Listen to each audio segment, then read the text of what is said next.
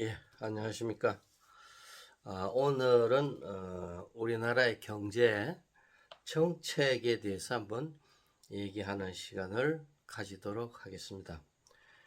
이 시간도 한 3시간, 3회 정도 이렇게 나누어서 3회가 될지 4회가 될지 잘 모르겠습니다만은 이렇게 나누어서 한번 얘기해 보도록 하겠습니다.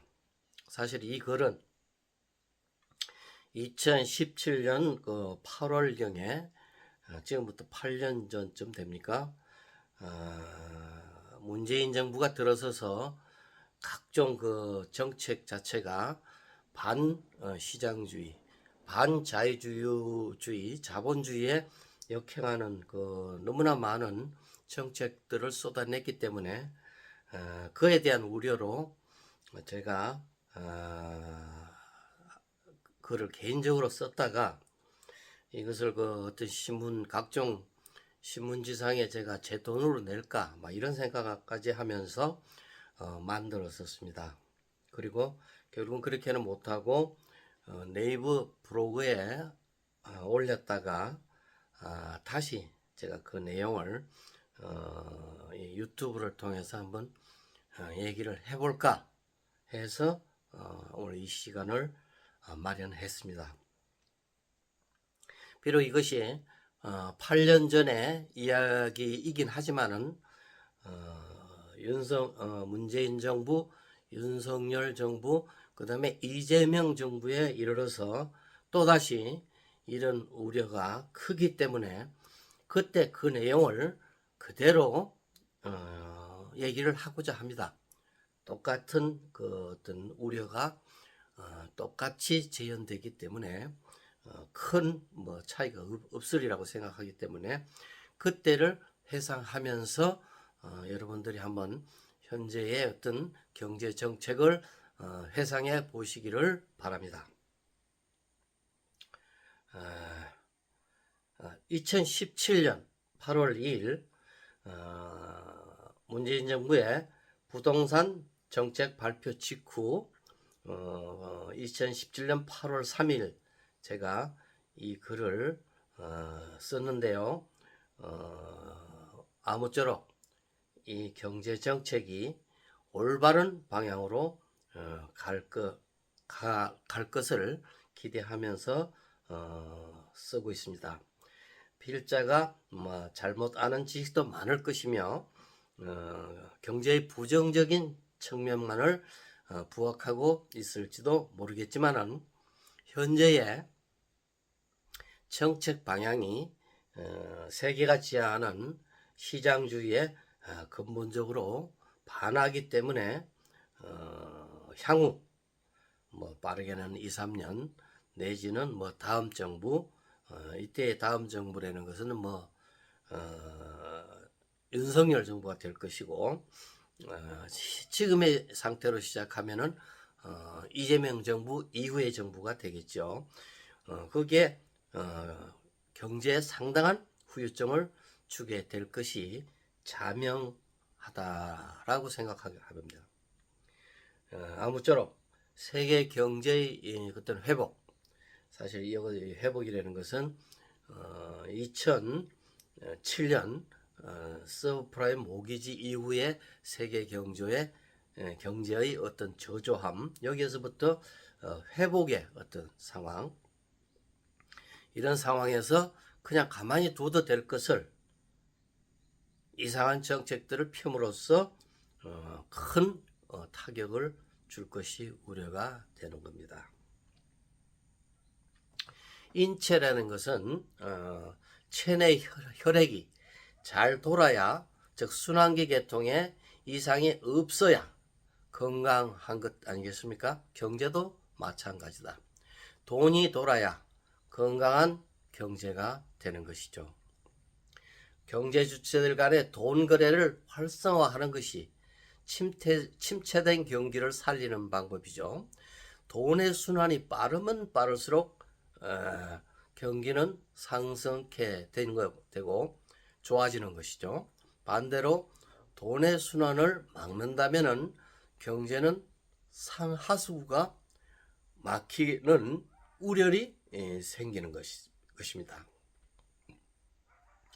우리나라를 비롯한 전 세계가 2007년 미국의 서브프라임 모기지 사태로 아주 침체된 경기가 상당한 기간 계속되었고 이자율은 아주 낮게 유지되고 돈은 무제한적으로 찍어내기를 해온 그런 것들이 경제 주체가 돈을 쓰도록 멍석을 깔아주는 그런 정책인 것이죠.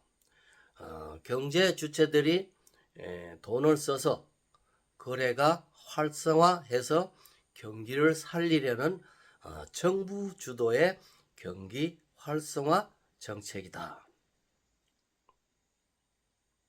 그렇지만은 사람들이 돈을 쓰지 않는 장기간의 경기 침체가 지금까지 진행되어 온 것입니다. 그러다가 지난해 말, 여기서 지난해 말이라는 것은 2016년 이쯤 되겠습니다. 세계 경기는 바닥을 치고 상승의 기운이 나타나기 시작했죠. 저는 이러한 경기 회복은 정부의 정책이 의한 것이 아니라 달이 차면 기울고 기울면 다시 찬다는 평범한 진리에 의한 것이라고 생각을 하는 것이지, 정부가 인위적으로 구조조정을 하고 이자율을 낮추고 화폐를 찍어내서 회복되는 정도가 한 것이 아니다. 그것은 그러한 효과는 극히 일부에 지나지 않는다고 생각합니다. 즉 경기 회복의 때가 되었다는 것입니다. 따라서 2017년 5월 출범한 새 정부는 그야말로 횡재를 한 셈이죠. 왜냐하면은 우리 경제는 세계 경제 회복의 편성에서 그냥 내버려 두더라도 좋아지게 되어 있다. 우리 기업들은 사류인 정치인보다도 훨씬 세계적인 감각을 가지고 있기 때문이죠. 흔히 사람들은 우리나라 시장은 165, 기업은 26, 국민은 36, 정치는 4류라는 얘기를 흔히 하고 있습니다. 막 그냥 둔다고 한다면 성장률 3% 달성은 쉽게 이루어진다. 저는 장담을 합니다. 그리고 이 정부는 쉽게 연임에 성공을 할 것이다. 물론 이 과정은 코로나로 인해서 매우 다른 방향으로 흘러가긴 했습니다. 그런데 멍청하게도, 진짜 멍청하게도 뒤에서 경제가 못 가게 잡아당기는 행위를 계속한다. 그러면서 목표를 3%로 하겠다고 주장했습니다. 최근에 주춤하는 지표가 왜 그럴까라고 의아해하는 것 같은데, 이거는 경제의 기본적인 상식이 있는 사람이라고 한다면은 다 알 수 있는 것이고, 만약에 이것이 자기들의 행위에 의한 것이가 아니라고 생각한다면 그야말로 아마추어고 초딩 수준이다. 그동안에 해방 후 근 6, 70년간 피땀 흘린 우리 경제는 세계 10위권의 경제 상태에 왔는데 이것이 위험에 처하고 있다. 앞전에서 언급했듯이 우리나라를 비롯한 지구촌 경제는 2007년 미국의 서브프라임 모기지 사태로 아무리 돈을 찍어 남발하고 이자율을 낮춰도 경제 주체가 돈을 쓰지 않는 세월이 근 10년이 다 돼갑니다. 최근 한 30년간의 경제 중 가장 길고 지지부진한 불황이 지속되는 것입니다. 혹자는 이번 불황이 1929년 미국의 대공황 이후 가장 혹독하다고도 했고, 심지어 미국이 세계 주도국으로서의 어떤 위치는 끝났다.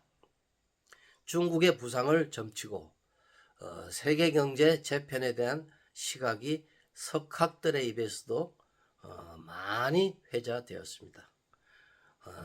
혹자는 이번 불황이 그간 과도한 부채로 과도한 소비에 기인한 것으로 이를 해결하기 위해서는 향후 수십 년간 허리끈을 졸라매고 일하고 소득을 부채 감축에 사용할 것을 주장하기도 하는 등 그 정도가 매우 심각한 지경이었습니다. 사실 그동안에 경제순환 파동은 대략 3, 4년의 불황을 지나면 회복되는 단기 파동에 그쳤으나 이번은 거의 9 내지 10여 년의 불황의 긴 늪을 지나서야 이제 겨우 바닥을 치고 상승하는 느낌이 오고 있는 실정입니다. 소비 침체 등으로 한치의 미래도 보이지 않았고, 이에 따라 젊은이들은 헬조선 등 자기 비하가 팽배하는 암울한 해가 계속되어 왔죠.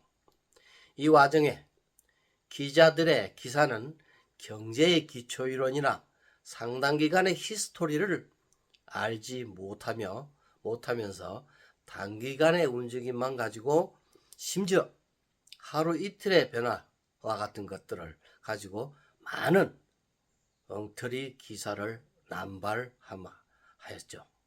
안 그래도 경제 지식이 취약한 독자들의 지식이 초점만 흔들어 온 세월이 근 10여 년이나 되었습니다. 더 가관인 것은 정치가 이런 상황을 인식치 못하는 사류의 행태를 계속하고 있습니다. 달이 차면 기울고 기울면 다시 보름달이 된다는 진리에 의해서 경제가 이제 곧 바닥을 치고 올라오는 상황이 시작되었습니다.